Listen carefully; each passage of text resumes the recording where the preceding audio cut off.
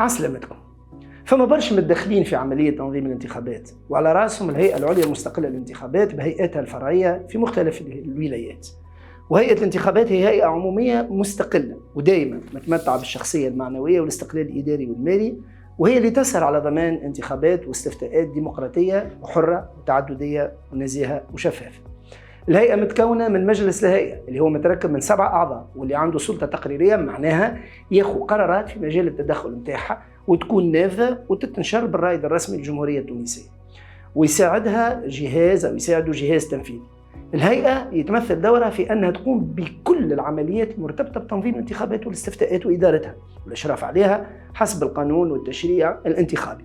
الولاية العامة على الانتخابات تخلي الهيئة تقوم ببرشا أدوار هامة، منها أولا تسجيل الناخبين ومسك السجل متاعهم وتحيينه بصفة متواصلة، تحط قائمات الناخبين اللي ينجموا يشاركوا في الانتخابات والاستفتاءات وتنشرها في أجال محددة، تسهر على ضمان حق الاقتراع لكل ناخب وخاصة منهم الأشخاص ذوي الإعاقة، تحط رزنامة الانتخابات والاستفتاءات وتشهرها للعموم وتنفذها، تضمن المساواة كذلك في التعامل مع كل الناخبين والمترشحين وكل المتدخلين في العملية الانتخابية، تقبل ملفات الترشحات وتقرر بخصوصها، تحط آليات التنظيم والإدارة والرقابة اللي تضمن نزاهة الانتخابات والاستفتاءات وشفافيتها، تفرز الأصوات وتعلن عن النتائج الأولية والنهائية، تحط مدونات السلوك، تقبل اعتماد الممثلين متاع المترشحين كمراقبين والملاحظين والضيوف والصحفيين المحليين والأجانب اللي يتبعوا مراحل المسار الانتخابي، وتحط شروط اعتمادهم،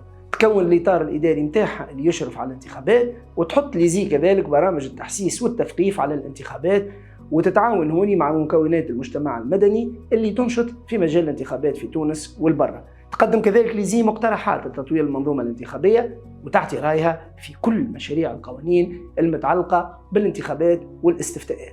تكتب كذلك التقارير في كل مناسبة انتخابية بعد ما تعلن عن النتائج وتنشره بالرائد الرسمي.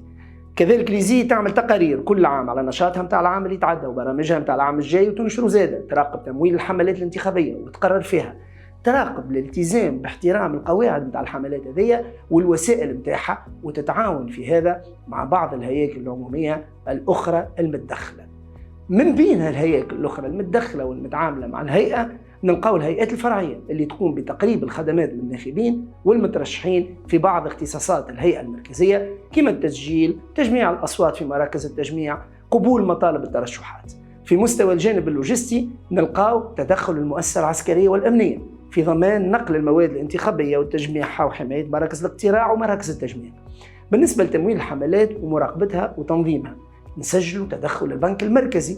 بالنسبة لتنظيم فتح الحسابات البنكية الخاصة بالحملات متاع الانتخابات، وزارة المالية والمصالح متاعها بخصوص العمليات المالية، محكمة المحاسبات اللي تنظر عندها آليا وتنظر في إيداع بتقارير الحملة الانتخابية والوثائق متاعها، وتراقب مدى احترام قواعد الحملة. بالنسبة لتنظيم الحملة في علاقة بالإعلام نلقاو الهيئة العليا للاتصال السمعي البصري معروفة بالهيكا، واللي تنسق مع هيئة الانتخابات باش ينظموا الحملات في مستوى وسائل الإعلام، باش دعوة المترشحين في البرامج والتعبير الحر في الحملة الرسمية.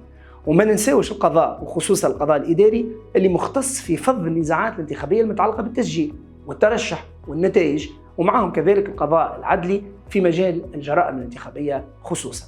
كل الهياكل تتدخل حسب اختصاصها والإجراءات القانونية في مختلف الأصناف متاع الانتخابات اللي هي موضوع الدرس الثالث.